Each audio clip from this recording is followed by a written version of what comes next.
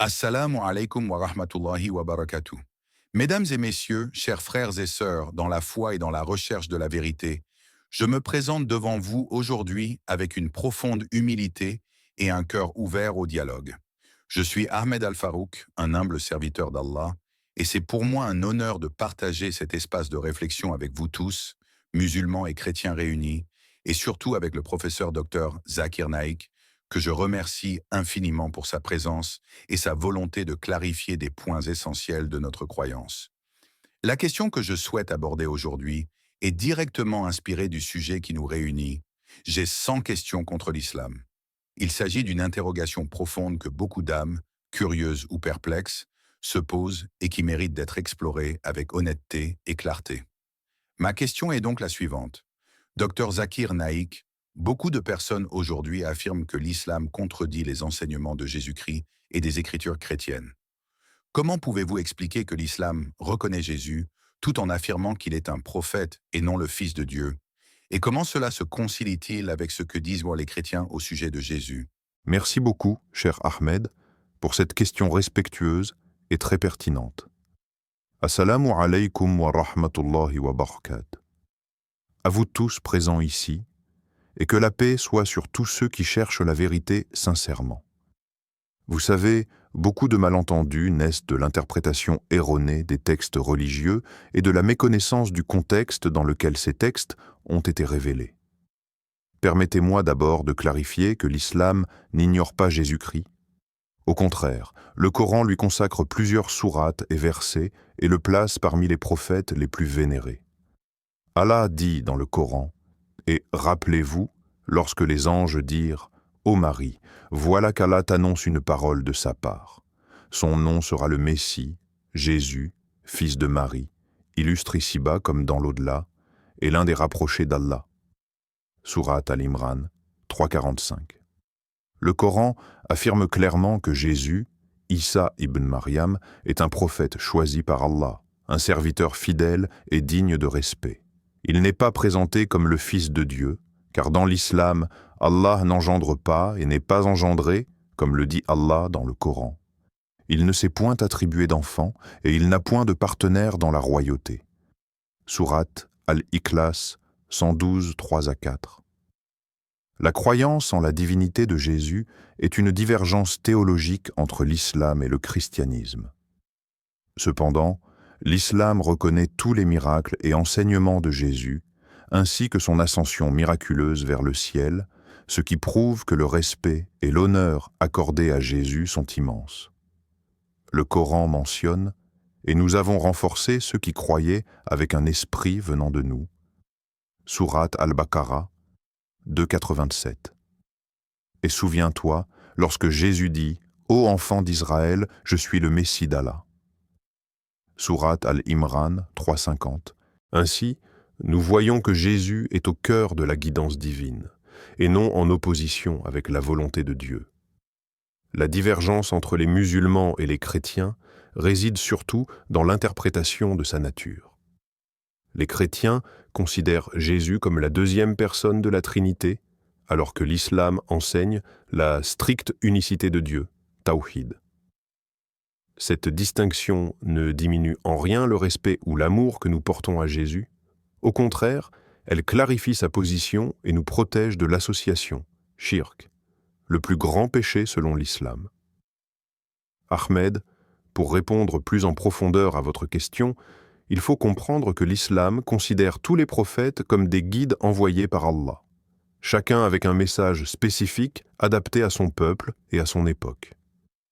Jésus a été envoyé pour les enfants d'Israël afin de rappeler à son peuple l'obéissance à Allah et l'importance de la justice et de la piété.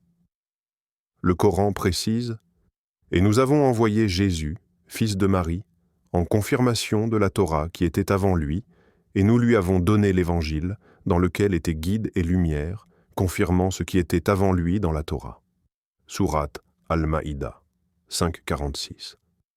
Remarquez ici que le Coran affirme que Jésus est venu confirmer la Torah et que son message est en continuité avec les révélations antérieures.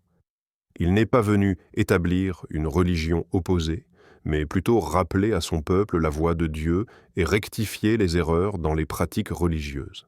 Les chrétiens ont également une base commune, car nous croyons tous en un Dieu unique, en la prière, en la charité et en la vie morale.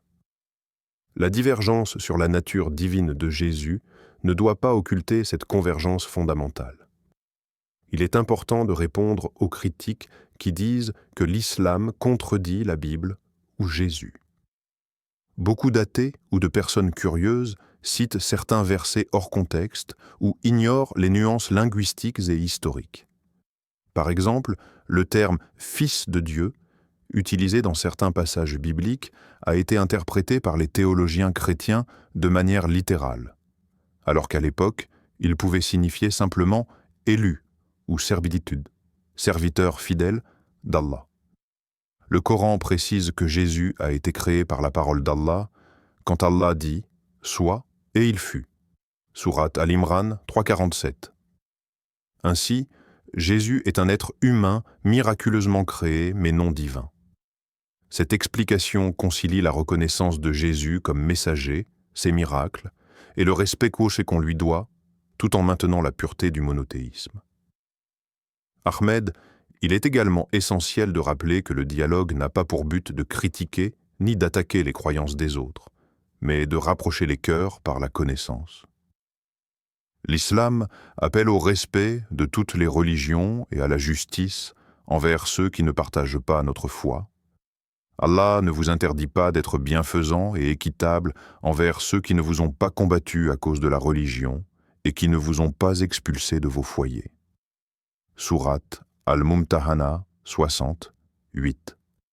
Ainsi, notre conversation aujourd'hui n'est pas un conflit, mais une recherche commune de vérité et de compréhension.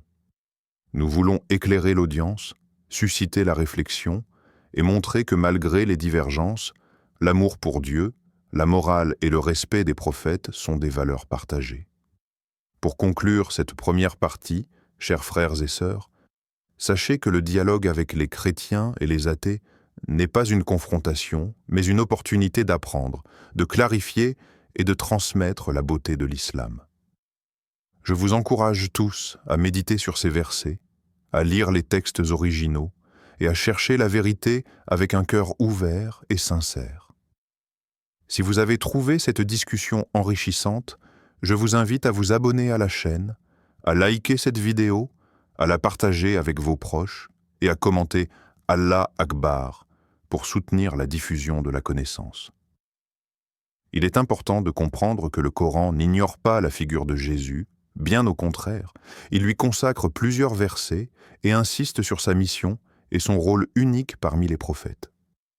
Dans l'islam, Jésus est honoré et respecté, mais il n'est pas divin. Beaucoup de critiques pensent que reconnaître Jésus comme prophète diminue sa grandeur, mais au contraire, Allah lui a donné une position très élevée. Le Coran dit « Et nous avons donné à Jésus, fils de Marie, la preuve évidente, et nous l'avons soutenu par le Saint-Esprit. » Sourate Al-Maïda 510. Ce verset montre non seulement que Jésus avait un statut extraordinaire, mais aussi que ses miracles et son message sont attribués au soutien divin, ce qui est une clarification importante pour ceux qui l'ignorent. Il faut aussi préciser que l'islam et le christianisme ont un fondement commun dans le monothéisme originel. Jésus, selon le Coran, a prêché l'unicité de Dieu, appelant son peuple à adorer le Créateur unique et à se détourner de toute forme d'idolâtrie. Lorsque nous lisons la Bible, nous voyons également cette idée dans ses enseignements originaux, mais au fil du temps, certaines interprétations ont introduit des notions de divinité qui ne figuraient pas dans le message originel. Par exemple, Jésus disait « Mon Père est plus grand que moi ». Jean 14, 28. Ce qui montre qu'il reconnaissait la supériorité divine et l'unicité de Dieu, un concept fondamental également en islam. Les miracles de Jésus sont un autre point souvent évoqué par ceux qui cherchent à critiquer l'islam. Ils pensent que l'islam minimise ou nie ces miracles, mais le Coran dit explicitement, et rappelez-vous quand Allah dit « Ô Jésus, fils de Marie, rappelle-toi mes bienfaits sur toi et sur ta mère. lorsque je t'ai soutenu par le Saint-Esprit, tu as parlé aux hommes dans le berceau et en ton âge adulte. Sourate Al-Maïda 510. Ici, le Coran reconnaît tous les miracles attribués à Jésus, y compris parler dans le berceau et guérir les malades, mais souligne toujours que c'est par la permission d'Allah. Ainsi, l'islam ne conteste pas les miracles, il les attribue à la puissance divine, ce qui est cohérent avec la doctrine du monothéisme. Il est crucial de comprendre que ces miracles ne font pas de Jésus un Dieu. Dans l'islam, tout miracle est un signe d'Allah. Même le prophète Muhammad, paix soit sur lui, a accompli des miracles, comme la scission de la lune et l'eau jaillissant de ses mains. Le fait que Jésus ait accompli des miracles confirme sa mission prophétique et le soutien d'Allah, mais ne le divinise pas. Un autre point qui mérite une clarification approfondie est la nature de la prophétie et la relation entre les prophètes et Allah. Tous les prophètes, y compris Jésus et Muhammad, ont été envoyés avec un message de guidance. Aucun d'eux n'est divin. Le Coran dit « Les messagers ont certes été rejetés auparavant, mais Allah est toujours le gardien de la vérité. » Sourate Al-Imran 384. Cela montre que la mission des prophètes n'est pas d'être adorés, mais de transmettre la parole de Dieu et de guider les gens. Dans le christianisme, Jésus est souvent considéré comme la deuxième personne de la Trinité. Mais le Coran clarifie que Dieu est unique et qu'il n'a pas d'associé. Il dit « Il n'engendre pas et il n'a pas été engendré » Sourate Al-Ikhlas 112, 3-4. Cette distinction est essentielle pour comprendre la perspective islamique. L'unicité absolue de Dieu est centrale et non négociable. Reconnaître Jésus comme prophète et serviteur choisi d'Allah ne diminue pas sa grandeur. Au contraire, cela place sa mission dans le cadre divin avec un respect immense. Certains critiques affirment que l'islam contredit les Écritures ou que le message de Jésus est altéré. Il est vrai que beaucoup de malentendus proviennent de lectures partielles ou hors contexte. Par exemple, le Coran dit « Et ne suivez pas les désirs de ceux qui ne savent pas » Sourate Al-A'raf 7.3. Ce qui rappelle que l'adhésion aux interprétations erronées peut induire en erreur. Beaucoup de passages de la Bible ont été interprétés par des hommes selon leur compréhension et non selon le message original. Le Coran, révélé par Allah, sert de guide clair et précis pour corriger ces incompréhensions. Une autre accusation fréquente concerne la protection divine de la parole de Dieu. Les critiques demandent comment l'islam peut se baser sur un texte révélé des siècles après Jésus. Le Coran répond à cela. Nous avons, en vérité, fait descendre le Coran et nous en sommes garants. Sourate Al-Hijr 15.9. Ainsi, le Coran est préservé dans son texte et dans sa signification, garantissant une source authentique et fiable de guidance, contrairement aux textes qui ont pu subir des modifications humaines. Il est également fondamental de comprendre que l'islam ne rompt pas avec les révélations antérieures, mais les complète. Jésus est venu confirmer la Torah. Muhammad est venu confirmer l'ensemble des prophètes précédents et apporter la dernière guidance. Le Coran dit « Nous n'avons envoyé aucun messager avant toi sans lui révéler. Il n'y a pas de divinité en dehors de moi. » Sourate Al-Anbiya 21-25. Ainsi, la continuité de la révélation divine est respectée. Les prophètes ne se contredisent pas. Ils transmettent tous le même message central, adorer Allah seul, suivre sa guidance et agir avec justice et miséricorde. Le Coran mentionne aussi le retour de Jésus avant la fin des temps, ce qui est un élément que beaucoup de critiques ignorent. Le Coran dit « Et nous le préserverons des injustices et le ferons revenir parmi les siens pour établir la justice » interprétation générale. Ce retour montre non seulement l'importance de Jésus, mais également la continuité de sa mission dans l'histoire humaine, selon le plan divin. Il ne revient pas pour réclamer la divinité, mais pour compléter et restaurer la justice et la foi en Allah. Enfin, il est important de comprendre que les 100 questions mentionnées dans le titre ne sont pas destinées à piéger, mais reflètent souvent des malentendus sincères. Le dialogue que nous menons ici sert à répondre à ces questions avec patience, sagesse et preuve. Le Coran encourage toujours le dialogue respectueux. Et discuter avec eux de la meilleure manière, Sourate An-Nahl, 16-125. Ainsi, chaque objection peut être clarifiée, chaque malentendu peut être corrigé, et chaque cœur peut se rapprocher de la compréhension de la vérité. Les enseignements de Jésus et de Muhammad partagent de nombreux principes communs: la compassion, la justice, la vérité et la charité envers autrui. Le Coran dit « Et adorez Allah et ne lui donnez aucun associé et faites le bien aux parents, aux proches, aux orphelins, aux pauvres, aux voisins et aux voyageurs. » Sourate An-Nisa 4.36. Ces valeurs sont universelles et montrent que, malgré certaines divergences théologiques, le cœur des enseignements de Jésus et de l'islam converge vers la moralité et la piété. Assalamu alaikum wa rahmatullahi wa barakatuh. Mesdames et messieurs, chers frères et sœurs, je tiens à exprimer ma profonde gratitude envers le professeur Dr Zakir Naik pour le temps qu'il a consacré à cette discussion et pour la clarté avec laquelle il a répondu à mes questions et aux interrogations que beaucoup se posent concernant l'islam et la vision de Jésus. Je remercie sincèrement le Dr Zakir Naik pour sa patience, sa pédagogie et son engagement à apporter la lumière sur des points qui sont souvent mal compris ou interprétés. Qu'Allah te bénisse, cher professeur Dr Zakir Naik, pour ton travail inlassable dans l'explication et la défense de la foi authentique, et pour ton effort constant à rapprocher les cœurs et les esprits par le savoir et le dialogue respectueux. Votre manière de répondre avec des preuves claires tirées du Coran et des hadiths, et votre capacité à relier ces enseignements aux questions contemporaines est véritablement inspirante. Je voudrais également remercier l'audience présente ici et ceux qui nous suivent à travers cette plateforme, que vous soyez musulmans ou chrétiens, croyants ou en quête de vérité. Votre présence et votre ouverture d'esprit participent à la richesse de ce dialogue.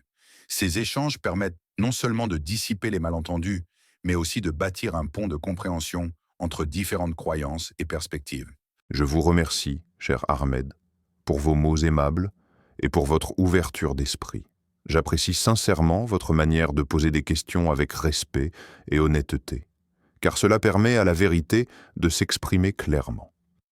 Merci à vous pour avoir représenté toutes ces personnes qui cherchent sincèrement à comprendre le message de l'islam et la place de Jésus dans notre tradition.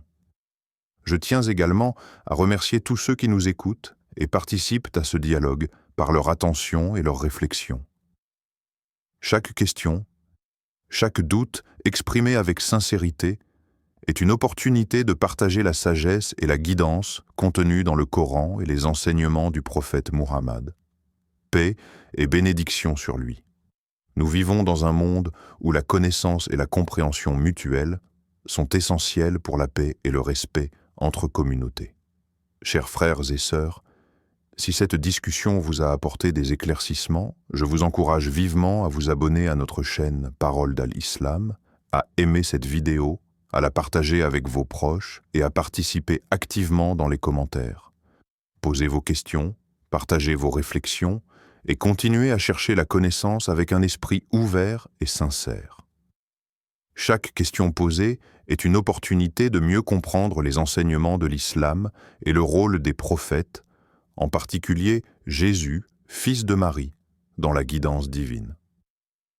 Nous espérons que cette série de discussions contribue à rapprocher les croyances, à stimuler la réflexion et à renforcer les ponts de respect et de compréhension entre les communautés.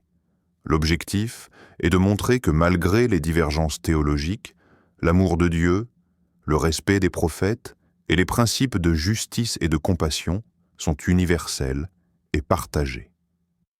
Que cette discussion soit une source de lumière et de guidance pour tous, et qu'Allah continue de bénir ceux qui cherchent sincèrement la vérité et la sagesse. Encore une fois, Merci à vous tous pour votre écoute, votre intérêt et votre participation active. Que la paix, la miséricorde et les bénédictions d'Allah soient sur vous tous.